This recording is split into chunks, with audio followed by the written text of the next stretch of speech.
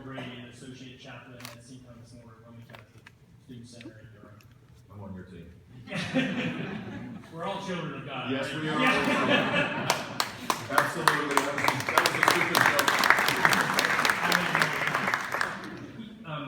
We would just like to offer a simple prayer. Like you, we're people of faith, and it's the issue that really concerns us. So we'd like to offer that in as humbly and just respectfully. Sure. We pray for our leaders to ease the suffering in communities affected by climate change and transition us swiftly to a more just society, God of all creation. Hear our prayer. We pray for the poor and vulnerable, those most affected by climate change and fossil fuel extraction, God of all creation. Hear our prayer. We pray for those harmed by fracking, mountaintop removal, coal mining, natural gas pipelines, and offshore oil drilling, God of all creation. Hear our prayer. And finally, we pray for our leaders to open their hearts to climate justice, God of all creation. Hear our prayer.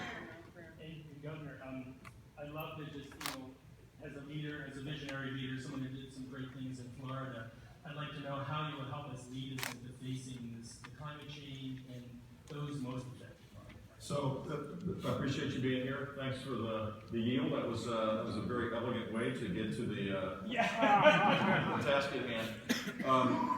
Look, the question, the answer I gave really applies to this issue as well. I think we can solve more problems when our economy is growing, when people's income is growing. And so the solution can't be to hollow out economic activity, because you could reduce carbon emissions and we could all increasingly move towards poverty. And I don't think that's the answer for our country. In fact, that's kind of the path we're on. Disposable income in this country is now $2,000 lower than it was 6 years ago. In a recovery, that's never happened before. And we have these big structural changes going on around the world, and some people can just write this off, that this is just, you have to get used to it. This is kind of the end of the American era, just have to accept it. I don't believe that's the case. So here's how I would answer your question. And I answered it as a resident of Miami, a place that my home is probably 12 feet above sea level, so I'm on a high point in our community. 12 is about as high as it gets.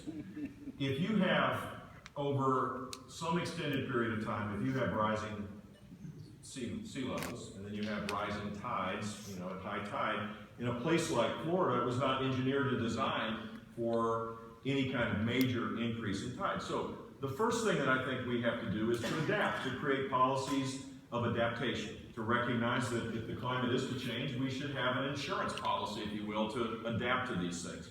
Secondly, the proper role for government in this is, in my mind, is to spend more money on basic research to identify the next disruptive energy sources that will be competitive with all the others that we use now. And you can see how that plays out. If you follow energy policy in our country, natural gas, because of fracking and hydraulic drilling, has had a dramatic increase in reserves, and the price has gone down fivefold. It's gone from double digits down to $2 to $2.5 a thousand cubic feet. And it's created an abundant source of energy that actually has reduced carbon emissions by 10% in the last decade, as we convert from coal and other heavier sources of carbon energy. And it's also challenged the other sources of energy. So solar has seen a dramatic reduction in its cost, because the baseline now has dropped thanks to natural gas. Wind is competitive today. In a place like Iowa, where you have ample wind, consistent wind, you now have wind being built without any subsidies. And it's because we're, in our country at least, investing in these long-term things and then creating an environment where competition forces down cost and change creates the desired effect.